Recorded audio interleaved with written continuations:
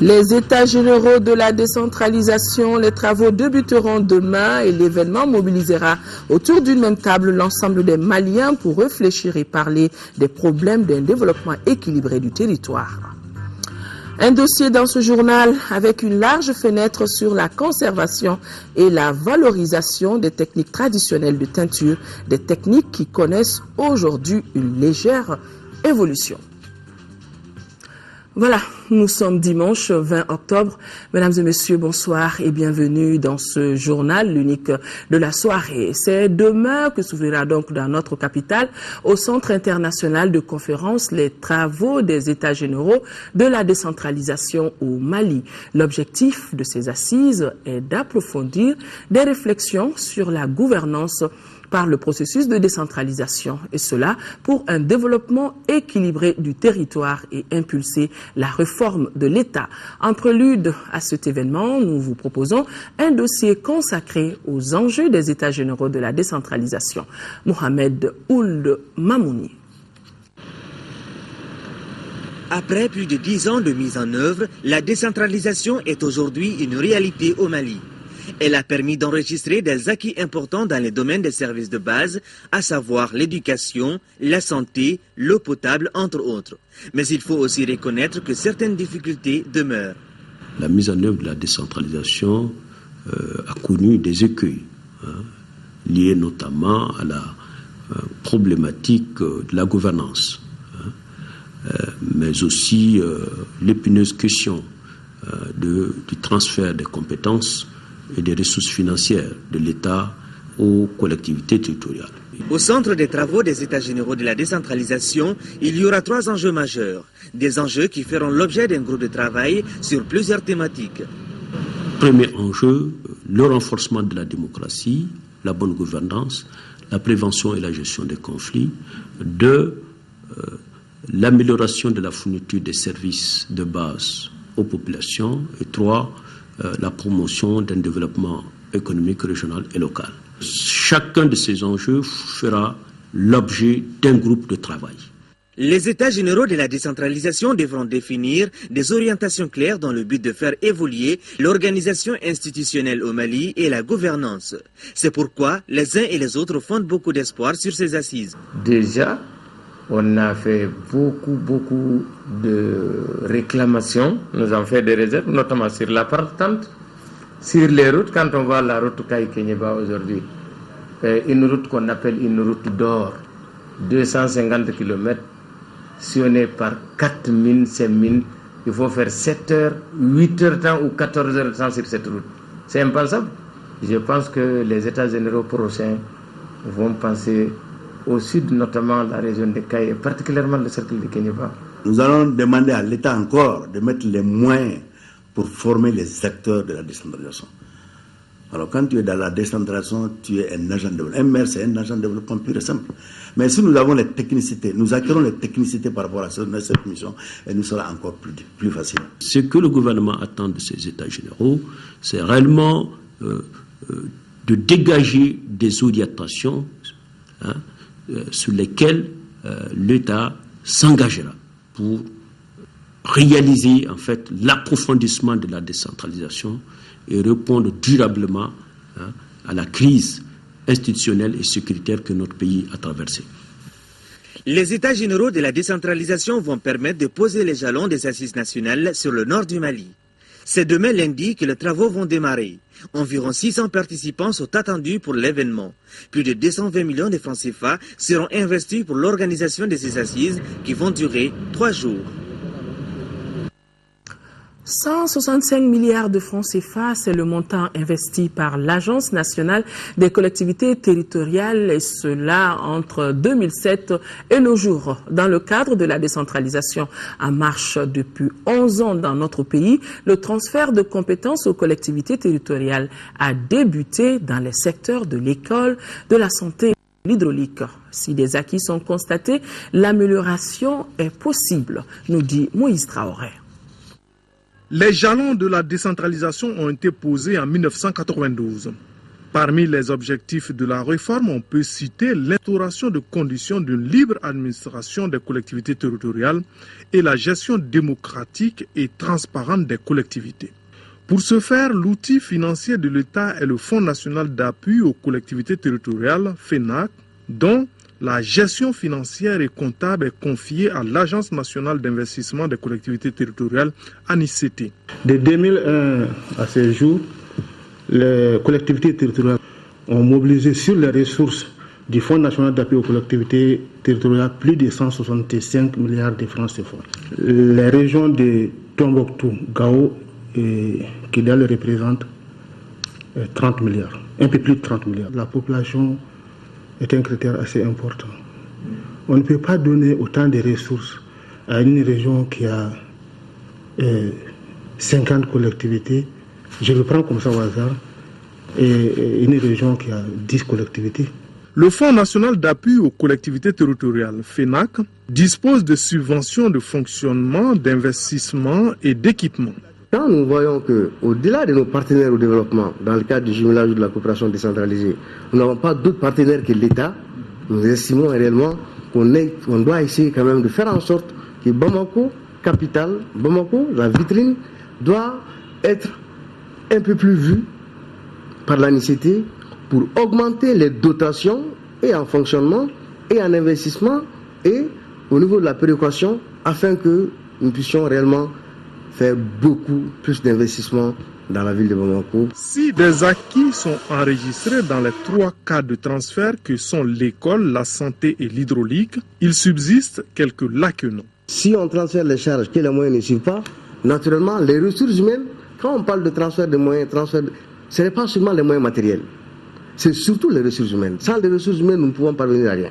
La santé, ils ont transféré la réalisation des ouvrages, mais pour l'instant, les fonds restent à leur niveau.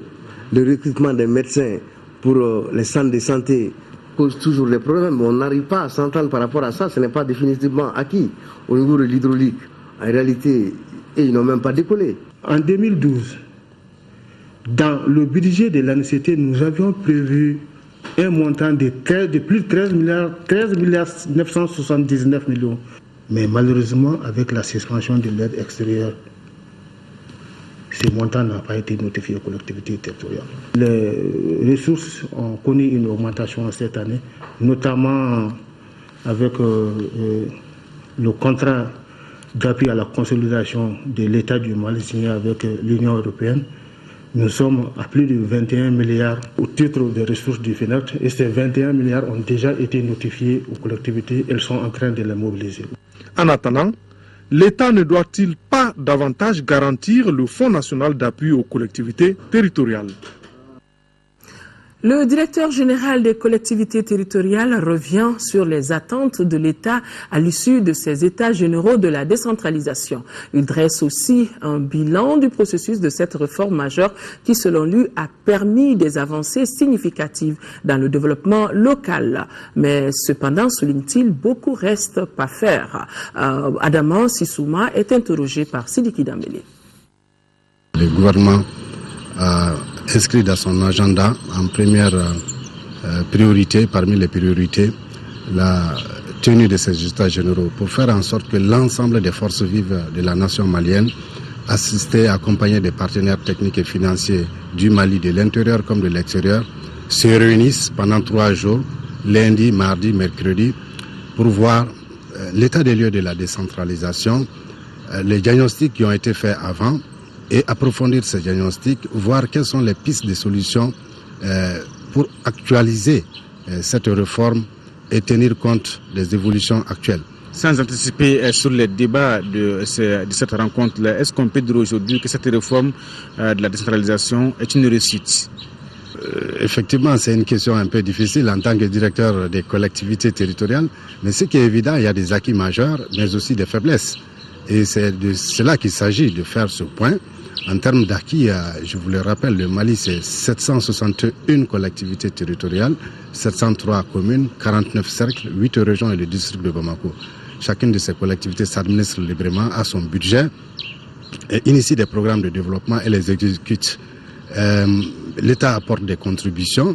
Il y a eu des compétences qui ont été transférées, des ressources aussi qui sont transférées, même s'il y a beaucoup à faire par rapport au transfert de ressources et un accompagnement de ces compétences. Il y a aussi les problèmes de renforcement des capacités. Il y a l'État qui a mis en place un centre de formation des collectivités territoriales, mais il reste beaucoup de choses encore à faire dans ce domaine, tout comme tout simplement la meilleure gestion, la bonne gouvernance dans ces collectivités territoriales. Alors, qui sont les participants à ces états généraux? Bon, les participants, c'est, comme je le disais, l'ensemble des forces vives de la nation, toutes les composantes de la société malienne. Vous aviez les institutions de la République, y compris bien sûr les départements ministériels. Vous aviez les services centraux, c'est-à-dire les directions nationales par exemple. Vous aviez les représentants de l'État, les gouverneurs, les préfets. Vous aviez les représentants des collectivités territoriales, les présidents du conseil régional, les présidents du conseil de cercle. Tous sont invités, les pays occidentaux. Le Premier ministre, chef du gouvernement Oumar Tatamli, est attendu demain lundi à Tombouctou pour le lancement de la rentrée scolaire. Il sera en compagnie de certains membres du gouvernement et de la représentante de l'UNICEF au Mali. En prélude donc à cette mission, notre équipe de reportage sur place dans la cité des 333 nous fait l'état des lieux de l'éducation post-crise. Tombouctou, Adama Djimde. Dans la cité des 333 saints, la crise n'a aucun moment entamé la détermination de ces tout-petits pour l'école. Assis à même le sol, la soif d'apprendre se lit sur leur visage.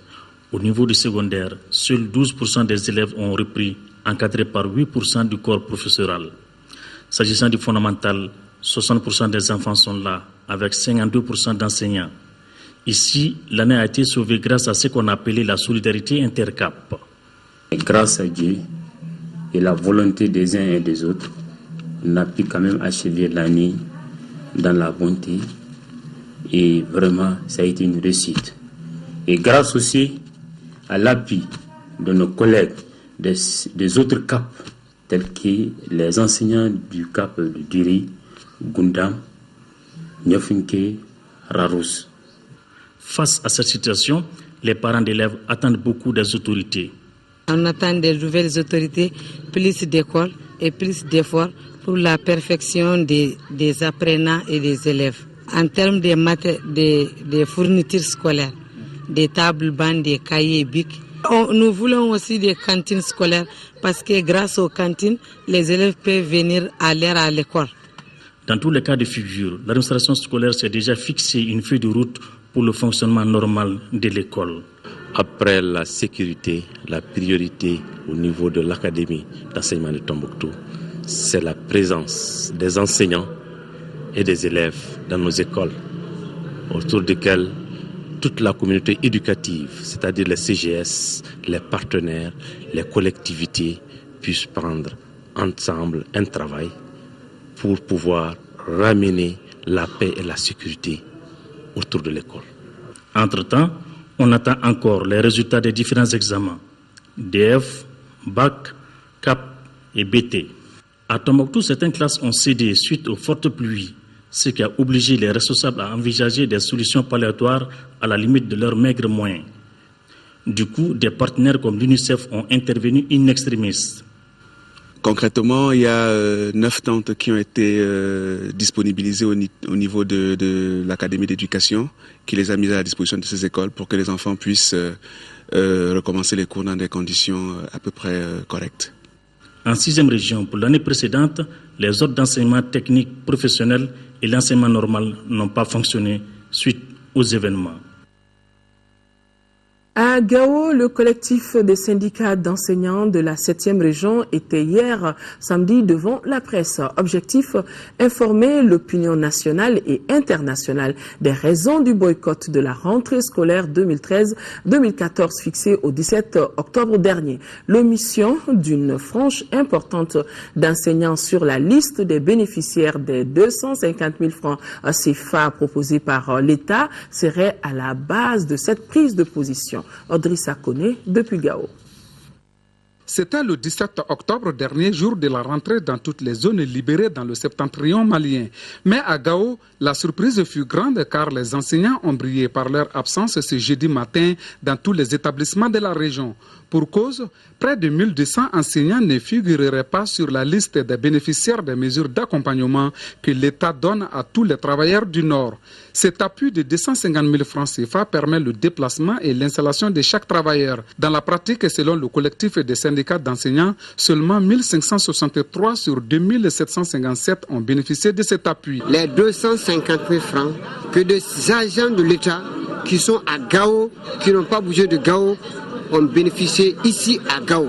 Par la même veine, on demande aux enseignants de l'éducation qui n'ont pas bougé que vous n'avez pas droit aux 250 000. Ce point de presse a permis de lever tout équivoque, mais aussi d'éclairer la lanterne des parents d'élèves invités pour la circonstance. Pour la rentrée scolaire, il n'y a pas un problème de sécurité, c'est un problème de sous, c'est un problème de droit que nous sommes en train de réclamer. À quand donc le bout du tunnel pour l'éducation dans la région de Gao qui a tant souffert? En attendant de résoudre cette équation, des milliers d'enfants prêts à reprendre le chemin de l'école resteront à la maison.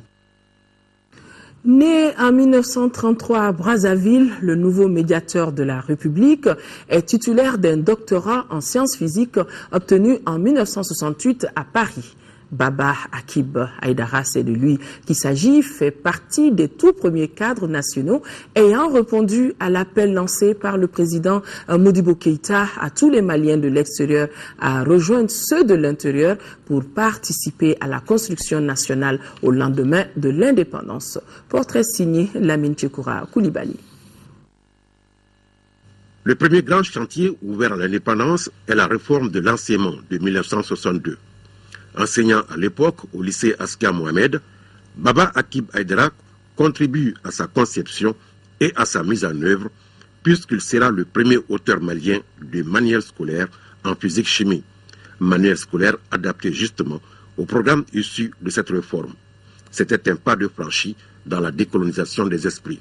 Le premier manuel, c'est le cours d'électrostatique pour les classes terminales, sciences exactes, et à la sortie de ce premier cours, le ministre de l'Éducation de l'époque, qui était Ablaye Singaré, a informé le président Modibo Keïta que voilà, il y a un jeune professeur qui est là, qui écrit des livres sans rien demander, évidemment. Le président Modibo a été très touché et il m'a écrit une lettre pour dire sa satisfaction. Baba Akib Aïdara sera par la suite inspecteur, directeur de l'ancienne école des travaux publics, l'ETP, dont il assurera d'ailleurs la transformation en école nationale d'ingénieurs, ENI, puis directeur général de l'enseignement technique et professionnel et directeur général enfin des enseignements supérieurs et de la recherche scientifique. À partir de 1974, débute pour lui une longue carrière internationale passée pour l'essentiel à l'UNESCO, tant au siège de l'organisation que sur le terrain. Directeur du bureau régional pour l'éducation, le BREDA, basé à Dakar, coordonnateur régional de l'UNESCO pour l'Afrique, représentant du Mali au Conseil exécutif de l'UNESCO de 1993 à 1997. Baba Akib Aïdara est un homme politique. Il est membre de l'USRDA et à ce titre a été candidat à l'élection présidentielle de 1992, avant d'entrer dans le premier gouvernement de la Troisième République comme ministre d'État, ministre de l'Éducation nationale. Il est aujourd'hui le président du Conseil supérieur de l'éducation et au plan politique, président du comité des sages de son parti. Le statut de médiateur est incompatible avec un certain nombre de fonctions, notamment des fonctions politiques ou des fonctions d'autre nature. Hein. Et je vais respecter scrupuleusement le statut, ce que disent les statuts du médiateur de la République. Le bureau du médiateur de la République peut-il contribuer à la réconciliation nationale et comment? Comment? On verra sur le terrain. Peut-il? Je pense que oui, puisque en 2011, il y a eu une loi qui a été adoptée par le gouvernement qui, en fait, élargit le champ des missions du médiateur pour permettre au médiateur, dans certaines circonstances, de participer à toute mission qui conduirait à la réconciliation, donc pour la paix, la consolidation de la paix sociale, etc. Lui qui fut délégué général pour le Nord auprès du chef de l'État, président du CTSP en 1991, dispose d'une riche expérience en médiation, engagée au cours des négociations entre les mouvements rebelles et le pouvoir central au début des années 90.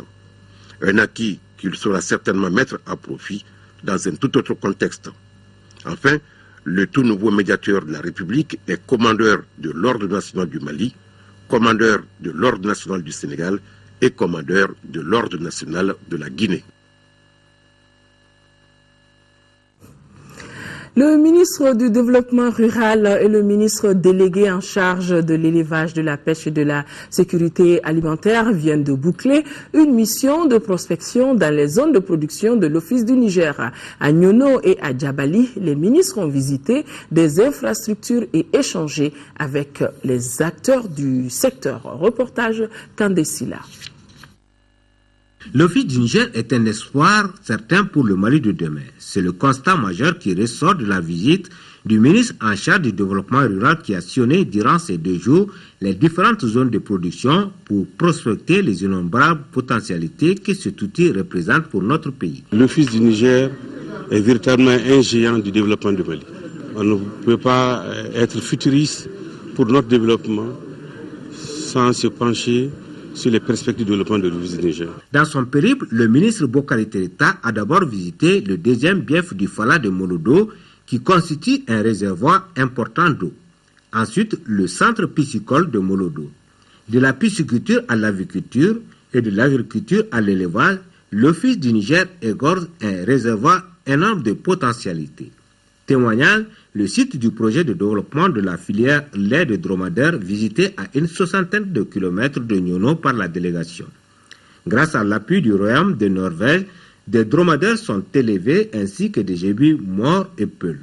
Dans la même localité, l'eau coule à flot sur 42 km. Ce drain collecteur réalisé au compte du Disenfed consiste à drainer les eaux usées des champs de production jusqu'au niveau de la mare de Kélesseri. Il y a énormément de plans d'eau à l'Office du Niger. Et tous ces plans d'eau se prêtent à la pisciculture. Et je pense qu'il est temps, et même grand temps, de déclarer au monde entier que oui, le Mali a atteint l'autosuffisance alimentaire du point de vue quantité, mais également du point de vue qualité. Aussi, le ministre du Développement rural a mis à profit cette mission pour rencontrer les producteurs, éleveurs et autres autorités afin de faire de la région de Ségou le pôle agroéconomique et industriel du Mali. En 5e région, on connaît enfin le dernier bilan du naufrage de la pirogue survenu le 11 octobre dernier à Koumbi, dans la commune rurale de Kona. Le bilan est de 70 morts, 11 blessés légers, 210 rescapés et d'importants dégâts matériels. Par ailleurs, les opérations de recherche qui ont pris fin hier ont finalement abouti à la sortie de la pinasse qui était coincée sous les eaux. Yakuba Meiga. Personne n'aurait pensé à un tel bilan après le naufrage de la pirogue survenu le 11 octobre dernier sur le fleuve Niger au large de Koubi dans la commune rurale de Kona. 70 morts, 11 blessés légers, 210 rescapés et d'importants dégâts matériels. Voilà ce à quoi se résume le bilan de cette tragédie. Les opérations de recherche qui auront duré une semaine ont aussi abouti au repêchage ce vendredi des 10 derniers corps sans vie et la sortie le lendemain samedi de l'embarcation qui était coincée sous les eaux. Des résultats obtenus grâce à une mobilisation générale, mais aussi et surtout du patriotisme et de l'élan de solidarité dont les populations riveraines de Koubi et environnants ont fait montre. C'est le lieu vraiment de remercier l'ensemble de la population. D'ores et déjà, les autorités régionales, en commun accord avec les services de sécurité et les transporteurs fluviaux, ont arrêté un certain nombre de mesures pour éviter désormais que de telles tragédies se reproduisent. Entre autres, il s'agit de voir le nombre de passagers, de voir le poids des pinasses et aussi les signalisations qu'il faut. Concernant la situation des rescapés, une trentaine qui était restée sur le lieu de l'accident a été embarquée dans une pinasse ce samedi même vers leurs localités respectives. 19e édition du mois de la solidarité et de la lutte contre l'exclusion. Le gouvernement fait un geste aux déplacés des régions du Nord vivant à Sikasso. Il vient de recevoir une importante quantité de vivres. Compte rendu, Sekou Konaté. 150 tonnes de maïs, 1500 bidons d'huile et 15 tonnes de sucre C'est le geste que le gouvernement du Mali, à travers le département en charge du travail et des affaires sociales et humanitaires, vient de faire en direction de la région de Sikasso. Un don destiné aux populations déplacées des régions nord. Une initiative qui s'inscrit dans la droite ligne des activités de la 19e édition du mois de la solidarité et de la lutte contre l'exclusion. Et les bénéficiaires en recevant ce don, composé de 100 kg de maïs, un bidon d'huile et de sucre pour chaque ménage, de saluer l'assistance constante des autorités à tous les niveaux. Et l'autorité régionale, par le Conseil aux affaires économiques et financières du gouverneur de Sikasso, Flathié Sanogo, de renouveler aux différents ménages que le Mali ne cessera à aucun moment de venir en aide à ses fils où qu'ils se trouvent, surtout en cette période dédiée à la solidarité. À signaler que la commune urbaine de Sikasso compte de nos jours 425 ménages déplacés. L'ONG Action contre la faim a organisé vendredi une journée de sensibilisation de lavage des mains au savon. L'ONG a aussi saisi l'occasion pour lancer les activités de son projet intégré de lutte contre la mortalité infantile en milieu urbain. La cérémonie s'est déroulée au groupe scolaire de Banankabougou en commune 6 du district de Bamako. Sokona Kamisoko, compte rendu. Se laver les mains au savon à des moments critiques, comme au sortir des toilettes, avant de manger ou de donner à manger, voilà des messages véhiculés par des enfants lors de cette journée consacrée à la journée mondiale de lavage des mains au savon. Pour les initiateurs, le respect de cette pratique d'hygiène permet de réduire considérablement les maladies diarrhéiques qui sont considérées comme l'une des causes de la mortalité infantile. C'est pourquoi l'ONG Action contre la faim ACF a saisi l'occasion pour lancer les activités de son projet dénommé Projet intégré de lutte contre la mortalité infantile en milieu urbain. Nous avons choisi une école parce que le projet que nous sommes en train de mettre en œuvre actuellement s'appelle Projet intégré de lutte contre la mortalité infantile en milieu urbain. Et si vous voyez le lien entre la malnutrition et le lavage des mains, si vous prenez les causes de la malnutrition et quand même les infections, les maladies liées à la diarrhée sont quand même principalement les causes réelles de la malnutrition. Le projet est cofinancé à hauteur de 500 millions de francs CFA pour une durée de 3 ans. Dans les jours à venir, ACF entend créer des clubs d'hygiène à travers 10 écoles des communes 4 et 6. La journée a pris fin par la remise des cadeaux aux enfants. Dans le cadre de la célébration de son 23e anniversaire, le Comité national d'initiative démocratique, CENID Association, a organisé une conférence débat. Le thème est le CENID Association face aux défis du changement au Mali, bilan et perspectives. Pour les initiateurs, cette rencontre constitue un cadre approprié pour informer et échanger sur les questions relatives au changement dans notre pays. Moussa Fane. 18 octobre 1990, 18 octobre 2013, le CENID Association a 23 ans. Pour célébrer cet anniversaire, les responsables de l'association ont initié une conférence débat sur un thème qui colle à l'actualité. Le CENID Association face aux défis du changement au Mali, bilan et perspectives. À chaque changement de régime, le peuple réclame le changement. Mais malheureusement, l'aspiration du peuple n'a jamais été satisfaite. Le seul message que je peux envoyer au peuple malien, c'est de rester vigilant. Pour les organisateurs, le CENID Association étant un des acteurs de la démocratie, ne peut rester indifférent à la situation actuelle du pays. La célébration de ce 23e anniversaire est donc une opportunité pour les organisateurs d'échanger sur les sujets d'actualité. Nous pensons que la situation actuelle, comme celle d'hier, interpelle et continue d'interpeller les partis politiques jusqu'à ce qu'ils jouent réellement leur rôle. Parce que les partis politiques sont les phares qui doivent informer, sensibiliser, mobiliser les populations dans le sens de l'intérêt collectif. S'ils n'y arrivent pas, ils ont failli. C'est une lutte de longue haleine, la lutte pour la liberté, pour la dignité, pour le respect de soi, pour l'avenir de ses enfants.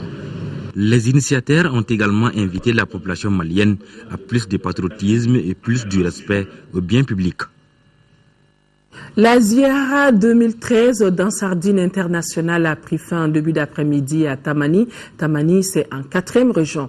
Pendant 3 jours, plus de 50 000 personnes ont convergé au rythme d'un vrai pèlerinage. Ils ont entre autres fait des prières pour implorer Allah le Tout-Puissant, des bénédictions pour la paix, organisé des séances de lecture du Saint-Coran. Le récit de nos envoyés spéciaux, Ibrahim Koromakan, Barakou Meiga et Abdrahman Meiga. La ville de Tamani, localité située à 230 km de Bamako, en 4e région, a vibré pendant 3 jours au rythme d'un vrai pèlerinage sur les lieux saints.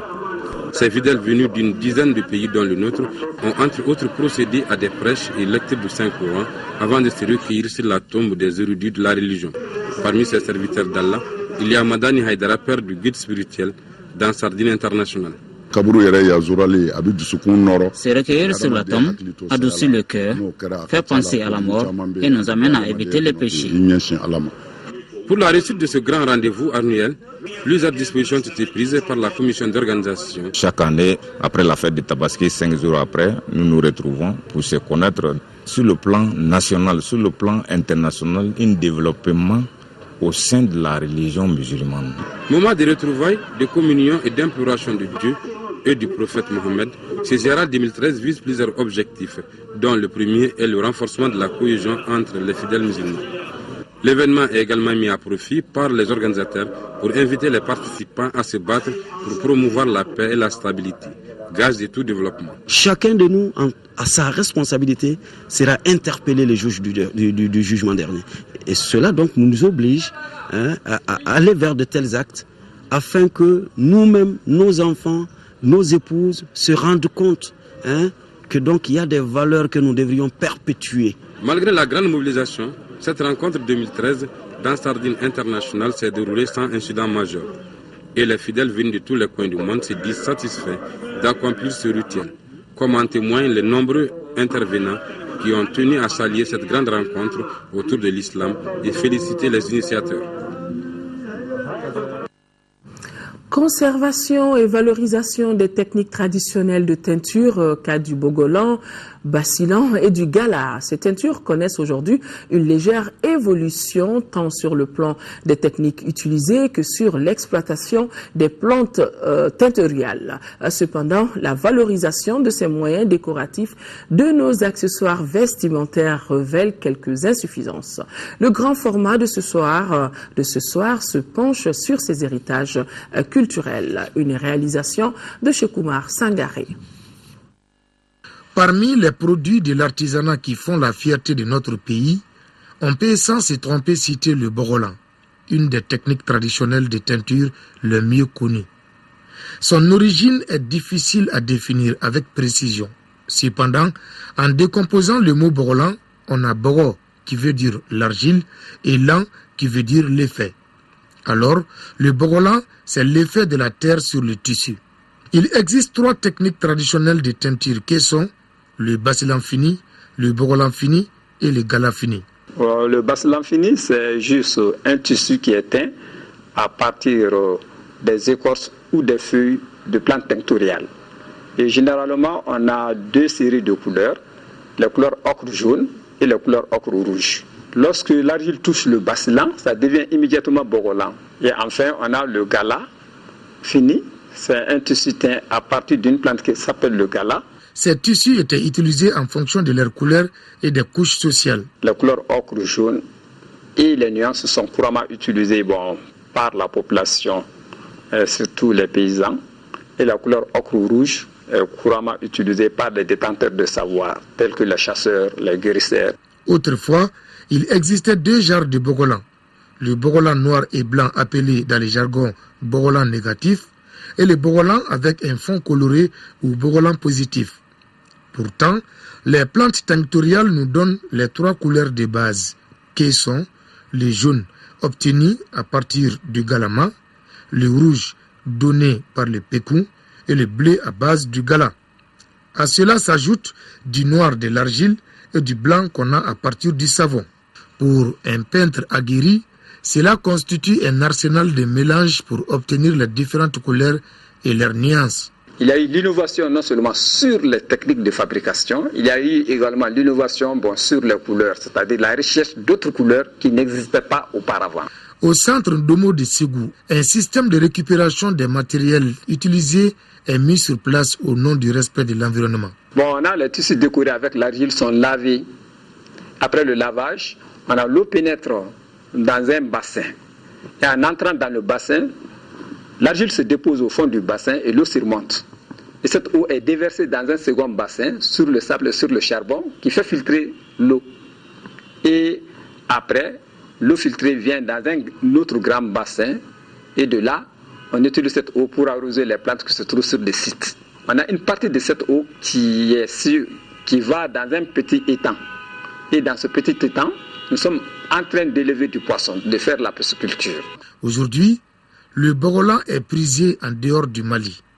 Malheureusement, sa sollicitation dans notre propre pays nous laisse sur notre faim. Conséquence, les créateurs changent de cap. Autrefois, le bogolan, le basilan et le gala étaient utilisés pour décorer les accessoires vestimentaires. Maintenant, au niveau du Ndomo, on utilise en quelque sorte ces techniques pour faire des accessoires de décoration.